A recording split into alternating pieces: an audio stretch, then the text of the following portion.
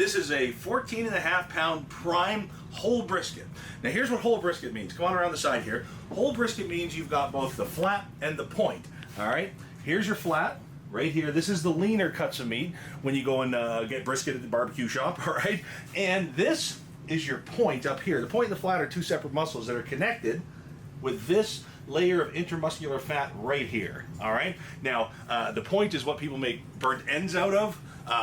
There's all kinds of different uses for that. Now, they cook it pretty much the same time, but remember, you got a lot of intermuscular fat, a lot of like juiciness in that point, and not quite as much in the flat. So some people will actually separate the two, which I recommend actually when you pull it out at 165 degrees to wrap it during that stall. Because what ends up happening is that fat that's holding those the point and the flat together becomes a lot easier to work with. So listen, first thing we're gonna do is we're gonna get this trim. And what we're gonna do today is we're gonna trim off pretty much all the fat off of this, because here's one of the big misconceptions that's out there, is that that fat renders down into the meat, makes everything tender and juicy.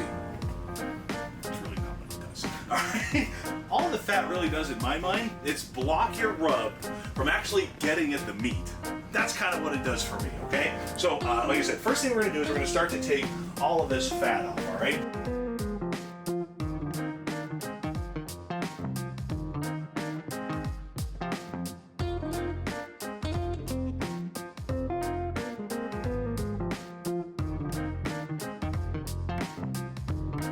Okay, so as you're trimming the fat, here's a little hint for you. You're gonna get to a spot right in the middle here where it's tough to get your knife in. So here's all you're gonna do. Slide your hand underneath and pop it up there just like that. So now you can kind of get this started like that. Careful you don't cut too much into the meat. And then pull it up, just kind of run that knife. Point it up just a little bit so you're getting the fat, not the meat. You're trying to get as little of the red as possible. There you go. So just go along and keep doing that in the different areas to get all of that fat in the middle trimmed as well.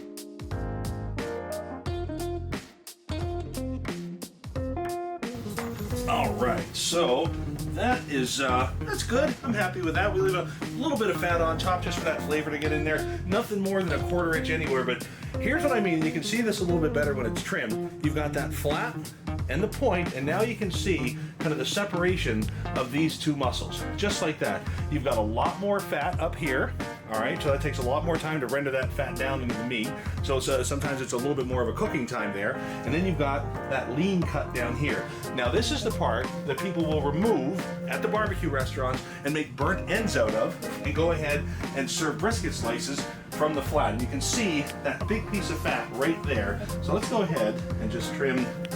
You know what, I'm happy with that. Let's turn it around.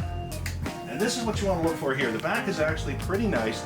This piece of fat here needs a good trim though, okay? And if you notice here, a lot of times you'll get these from your butcher at the store, and have a look, just along the edge, you get a little bit of graying. That's fine. All you do is just take the tiniest, thinnest layer of that off, and you are right back in business there, all right? Oh, look at this. Boy, this is why you get a prime, guys. Check this out. Look at that intermuscular fat in that brisket. Holy cow, is this going to be a good one. All right, so let's go ahead and take this right off. Now this giant piece of fat right here, this is going to be on almost every brisket. I hate that we're paying all the money for this, but I mean, in a million years, that fat is never going to render down, so just take it right off. There you go. All that's going to do is slow down your cooking time and block your rub from getting at your brisket. All right, so there we go. Get that right out of there. Now listen, we're not going to make burnt ends today. We're just going to cook this all the way through. But if you were going to do that, then you would save separating that point from the flat, like I said, until it's time to wrap. It makes life a lot easier. I'm cool here, I'm cool there. All right, time for a little bit of rub. That is beautiful. I love how that looks. You can see perfectly where that point is meeting the flat. Beautiful. A little bit of fat right here just to give that a little bit of flavor, but not a whole bunch, so we're blocking that spice and rub from hitting the meat. But look at the direction of the grain. You see that?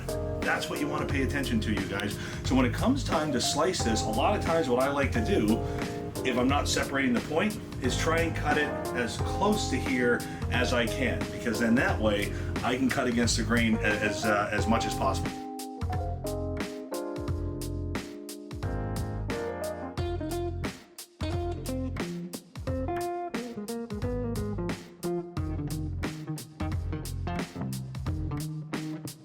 We are perfectly rubbed, nicely trimmed, great brisket, nice prime. So here's what we're gonna do, you guys. We're gonna fire up our pellet grill. We're gonna go ahead and we're gonna get that on there at 275 degrees, and man, this is gonna be good. See you out back. All right, it's bonus tip time. This step's optional. You don't have to do it, but seriously, why wouldn't you?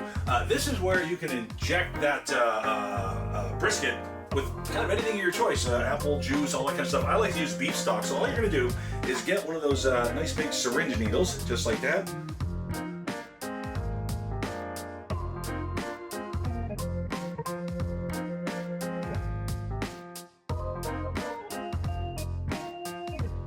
We are ready to get this on the smoker, so for the second time, see you back. We have our temperature set at 275. That's what we're going to try and hold. All right, so this brisket, I think, is probably going to take somewhere between about 8 and 9 hours. That's what we're gunning for. So let's go ahead, open the smell of that just kills me. All right, let's go ahead and put this right on there. There we go. So you're going to take that probe and you're going to put it into the thickest part of the meat. So right about, I would say there, and we're going to shoot for a temperature today of 165 degrees. That's when we're going to take this out and give it a wrap. 165 is when that stall happens, okay? That's a great time to wrap it, give it a little bit of that broth, and finish that cooking process. All right, so here we go. The little alarm went off. It's at 165 degrees. That's what I needed to see. So now it's time to wrap the brisket, all right? And isn't that nice?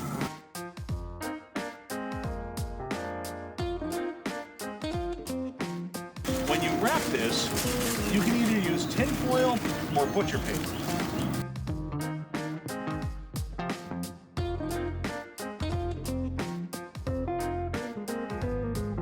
Before we walk away from this, let me just answer a couple of questions for you, okay? First things first, a lot of people ask about fat side up or fat side down. Honestly, doesn't make that much of a difference. The only time that it might be kind of a cool thing, if you have a smoker that's a little bit smaller, sometimes the bottom can get a little bit hot. If you want a protective layer between the meat and maybe cooking that a little bit more than you want to, fat side down is fine, but as far as that whole fat rendering into the meat, make it, you know, not really what it does.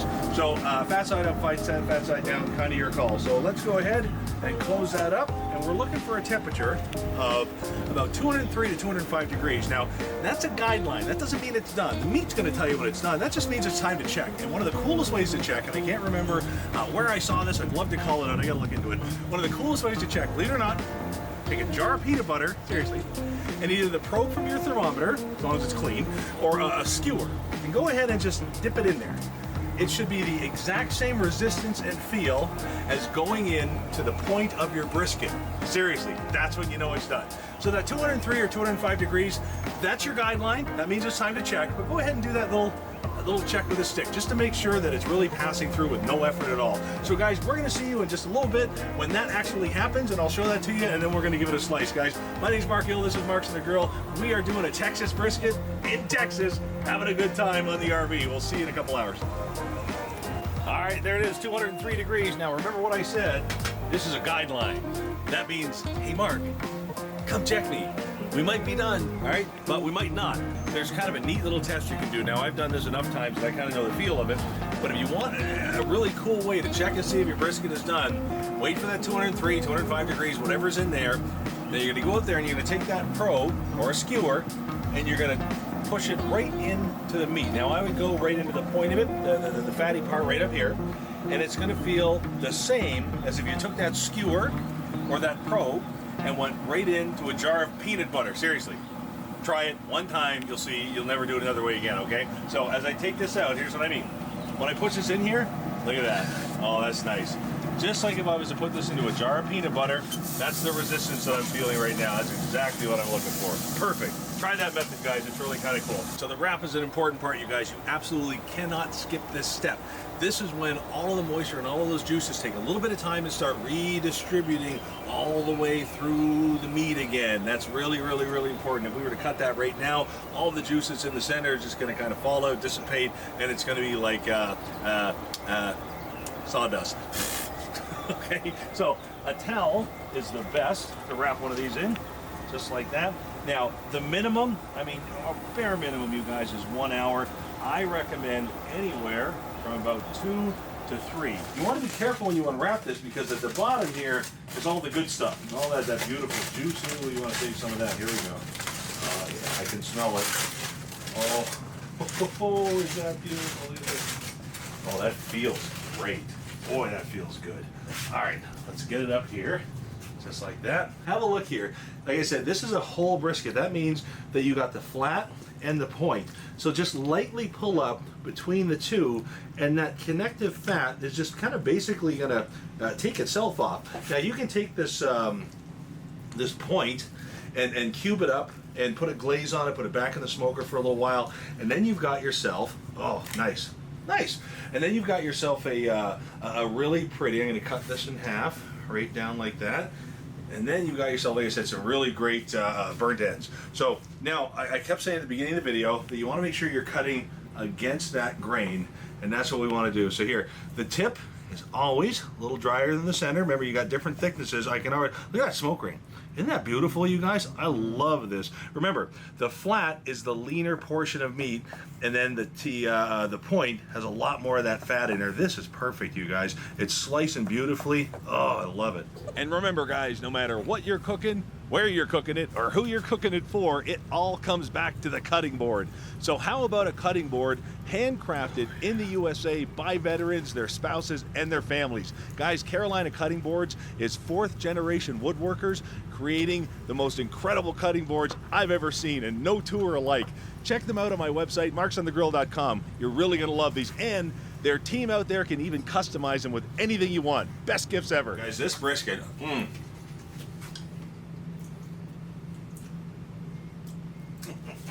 gonna do that again. That's so good. Holy.